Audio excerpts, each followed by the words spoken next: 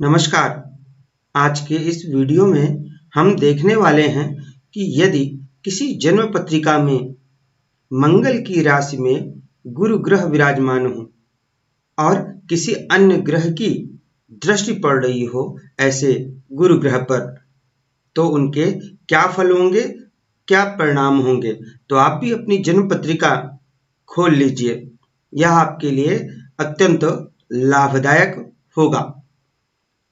उससे पहले कि हम आगे बढ़ें, आपको बताना चाहूंगा कि यहाँ पर देखिए, आपकी सुविधा के लिए मेष से लेकर मीन तक सभी 12 राशियों के नाम लिखे हुए हैं और उनके राशि नंबर भी लिखे हुए हैं।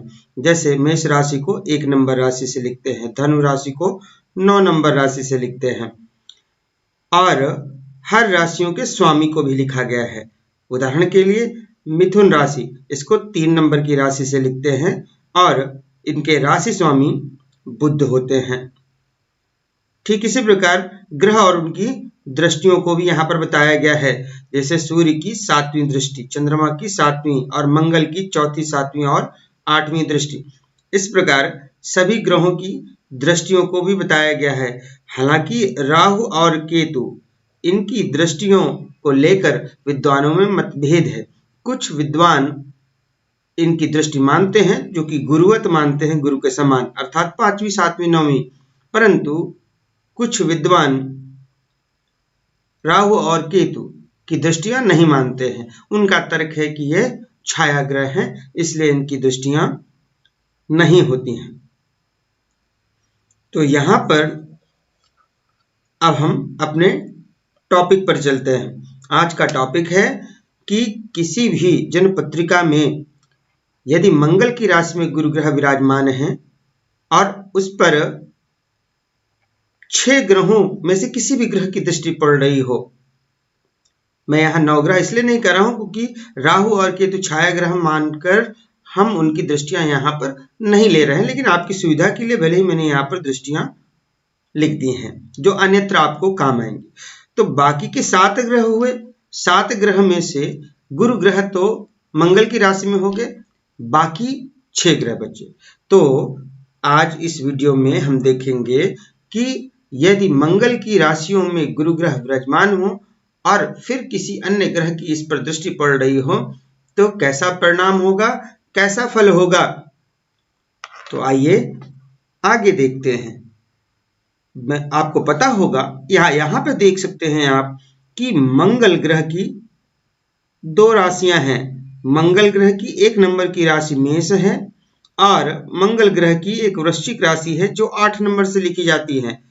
तो आपकी जन्म पत्रिका में या किसी भी जन्म पत्रिका में 1 नंबर या 8 नंबर कहीं भी लिखा हो और उसके साथ गुरु ग्रह विराजमान हो, कहीं भी लिखा हो 1 नंबर, 8 नंबर और साथ में गुरु ग्रह, इस प्रकार से कहीं भी हो सकता है। 1 नंबर या 8 नंबर और गुरु ग्रह, ये 12 भाव में इस प्रकार से कहीं भी स्थितियां हो सकती हैं। तो इसी पर चर्चा करने वाले हैं कि जन्म पत्रिका में 1 या 8 नंबर, जो कि मंगल की राशियां हैं मेष और वृश्चिक, इसमें गुरु ग्रह विराजमान हो और उस पर किसी ग्रह की दृष्टि पड़ रही हो तो उसके क्या परिणाम होंगे, क्या फल होंगे। इसको हम यहाँ पर दूसरी कुंडली में उदाहरणों के माध्यम से एक एक करके समझने का प्रयत्न करेंगे। हम मान के चल रहे हैं उदाहरण के लिए कि 1 नंबर लिखा है लग्न में या फिर लग्न में 8 नंबर लिखा है और यहाँ पर गुरु ग्रह विराजमान है। अब किसी ग्रह की दृष्टि पड़ रही है इस पर, तो क्या परिणाम होंगे। पहले मान के चल रहे हैं कि सूर्य ग्रह की दृष्टि पड़ रही है। सूर्य ग्रह की 7वीं दृष्टि होती है, अर्थात सूर्य ग्रह इस भाव में होंगे तब 7वीं दृष्टि पड़ेगी गुरु पर।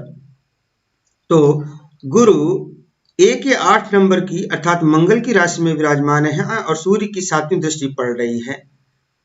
इस स्थिति में जो व्यक्ति होगा वह अत्यंत भाग्यशाली होगा, धार्मिक प्रवृत्ति का होगा, यशस्वी होगा, सत्य बोलने वाला होगा और इनके पुत्र जो होंगे वे भी फेमस होंगे।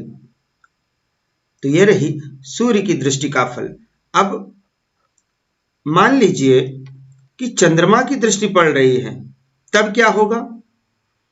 चंद्रमा, यहां पर देखिए चंद्रमा की भी 7वीं दृष्टि है, अर्थात चंद्रमा यदि यहां पे विराजमान हो जाए 7म भाव में, तो इस उदाहरण में आप देख सकते हैं कि 7वीं दृष्टि, चंद्रमा की 7वीं दृष्टि गुरु पर पड़ेगी। इस स्थिति में व्यक्ति इतिहास का जानकार होगा, कवि हो सकता है, धनी होगा, मान सम्मान होगा, विद्वान होगा और किसी अच्छे पद पर, सरकारी पद पर कार्यरत हो सकता है। अब हम बात करते हैं अगले ग्रह की, अर्थात मंगल की बात करते हैं। तो किसी भी जन्म पत्रिका में यदि 1 नंबर या 8 नंबर कहीं लिखा हुआ है और गुरु विराजमान है, तो इस जन्म पत्रिका में 1 नंबर या 8 नंबर लग्न में है और गुरु साथ में विराजमान है और इस पर मंगल की दृष्टि पड़ रही है, तब क्या परिणाम होंगे? तो देखिए मंगल की कब कब दृष्टि पड़ेगी, क्योंकि मंगल की 4वीं, 7वीं और 8वीं दृष्टि, 3 दृष्टियां होती हैं। तो मंगल यदि यहां पर इस जन्मपत्रिका के अनुसार 10म भाव में हो, या फिर मंगल 7म भाव में हो, या फिर मंगल 6ठ भाव में हो, तब इनकी दृष्टियां पड़ेंगी लग्न पर। तब हम इनके परिणाम को अभी जानेंगे। अब देखिए मंगल यदि 10म में है तो यहां से 4थी दृष्टि डाल रहा है, मंगल 7म में है तो यहां से 7म दृष्टि, और मंगल 6ठ में है तो यहां पर यह 8वीं दृष्टि डाल रहा है लग्न पर। तो इस प्रकार से यदि 1 या 8 नंबर की राशि में गुरु विराजमान है और मंगल की 4थी, 7वीं या 8वीं दृष्टि पड़ रही है, कोई सी भी दृष्टि, तब ऐसा जातक वीर होता है, अर्थात साहसी होता है, उग्र स्वभाव का होगा, गुस्सा जल्दी आएगा, नीति निपुण होता है, लेकिन विनम्र भी होता है, धनवान होता है और किसी सरकारी पद पर हो सकता है। और कभी कभी पत्नी के साथ अच्छे संबंध नहीं रहते हैं तो पत्नी से ये दुखी हो सकता है, और जो इनके नीचे व्यक्ति काम करते हैं उनसे भी इनको अधिक उम्मीद नहीं रखनी चाहिए, उनसे भी दुख ही मिलता है, इनकी बात नहीं मानते हैं, पूर्णतया इनकी बात नहीं मानते हैं। अब हम बात करते हैं अगले ग्रह की, अर्थात बुध ग्रह की बात कर लेते हैं। तो किसी भी जन्म पत्रिका में यदि 1 या 8 नंबर कहीं भी लिखा हो सकता है, हमने तो यहाँ पर उदाहरण के लिए लग्न में इनको लिखा है, तो 1 या 8 नंबर जो कि मंगल की राशि है उसमें गुरु विराजमान है। और बुध की बात कर लेते हैं, बुध इनको 7म दृष्टि से देख रहे हैं। देखिए बुध की एक ही दृष्टि है 7म, तो बुध यहाँ पर बैठेंगे 7म भाव में और यहां से अपनी 7वीं दृष्टि से गुरु को देखेंगे। तो इस स्थिति में ऐसा व्यक्ति झूठ बोलने वाला होता है, कपटी हो सकता है और दूसरों की निंदा करने में इसको बहुत सुख मिलता है, किंतु विनम्र सेवक होता है। कहीं भी यदि ये काम कर रहे हैं तो वहां पर बहुत ही विनम्रता के साथ अपने उत्तरदायित्व को पूरा करने वाले होते हैं, विनम्र सेवक होते हैं। अब हम बात करते हैं अगले ग्रह की, गुरु ग्रह की बात करते हैं। तो गुरु ग्रह ही है यहाँ पर, तो हम गुरु ग्रह को नहीं लेंगे, हालांकि गुरु ग्रह की 5वीं, 7वीं, 9वीं दृष्टियां होती हैं, परंतु हम गुरु ग्रह की ही बात कर रहे हैं जो कि मंगल की राशि में है, तो इसलिए इसको अभी नहीं लेंगे हम। अब हम बात करते हैं शुक्र की। शुक्र की 7वीं दृष्टि होती है। तो यदि 1 या 8 नंबर की राशि में गुरु हैं और शुक्र की 7वीं दृष्टि पड़ रही है, शुक्र की 7वीं दृष्टि होती है, तो शुक्र यदि 7म भाव में होंगे तभी 7वीं दृष्टि अपनी डाल पाएंगे। इस केस में व्यक्ति को घर का सुख मिलता है, व्यक्ति का वैवाहिक जीवन भी ठीक ठाक सा होता है, स्त्री से सुख मिलता है। वस्त्र आभूषण की, धन की कोई कमी नहीं होती है, परंतु ऐसा व्यक्ति थोड़ा भीरु स्वभाव का हो सकता है, उतना अधिक साहसी नहीं होता है। अब हम बात करते हैं अगले ग्रह की। अगला ग्रह अर्थात शनि ग्रह की बात कर लेते हैं। शनि ग्रह की 3 दृष्टियां हैं, तीसरी, 7वीं और 10वीं। तो मंगल की राशि 1 या 8 नंबर अर्थात मेष या वृश्चिक राशि में गुरु विराजमान है, और शनि की तीसरी, 7वीं और 10वीं 3 दृष्टियां हैं। तो किस केस में मंगल, क्षमा करें, शनि की तीसरी, 7वीं और 10वीं दृष्टियां हैं। तो यदि शनि ग्रह यहां पर एकादश भाव में इस जन्मपत्रिका में हो तो तीसरी दृष्टि डालेंगे। यदि यदि शनि ग्रह सप्तम भाव में हो तो यहां से सप्तम दृष्टि डालेंगे। यदि शनि ग्रह यहां पर विराजमान हो चतुर्थ भाव में तो यहां से दसम दृष्टि डालेंगे। तो इस प्रकार से शनि इस जन्मपत्रिका में गुरु पर अपनी दृष्टियां डालेंगे।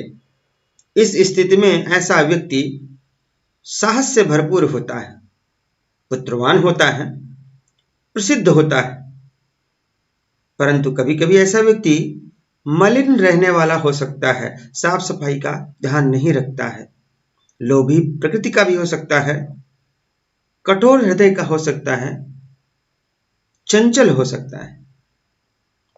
अब हम बात करते हैं, देखिए 1 से लेकर हमने मतलब सूर्य, चंद्रमा, मंगल, बुध, शुक्र और शनि, सूर्य, चंद्रमा, मंगल, बुध, शुक्र और शनि 6 ग्रहों की बात कर ली हमने।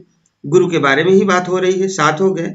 और राहु केतु की बात हम नहीं करेंगे क्योंकि वैसे तो इसकी गुरुवत दृष्टियां हैं, परंतु विद्वानों में मत है, जैसा कि मैंने बताया, कुछ विद्वान इनको छाया ग्रह की वजह से इनकी दृष्टियां नहीं मानते हैं, तो इस पर हम चर्चा नहीं करेंगे। तो इस प्रकार से हमने देखा कि मेष या वृश्चिक राशि अर्थात 1 या 8 नंबर की राशि जो कि मंगल की राशियां हैं उसमें गुरु विराजमान हो, और ऐसे गुरु पर चंद्रमा, मंगल, बुध, शुक्र या शनि, ऐसे गुरु पर सूर्य, चंद्रमा, मंगल, बुध, शुक्र या शनि की दृष्टियां पड़ रही हों तो क्या परिणाम होंगे, क्या फल होंगे, आप भी अपनी जन्मपत्रिका में चेक कर सकते हैं और कमेंट में हमें बता सकते हैं। आपको आज का वीडियो कैसा लगा जरूर बताएं। आज के लिए बस इतना ही। नमस्कार।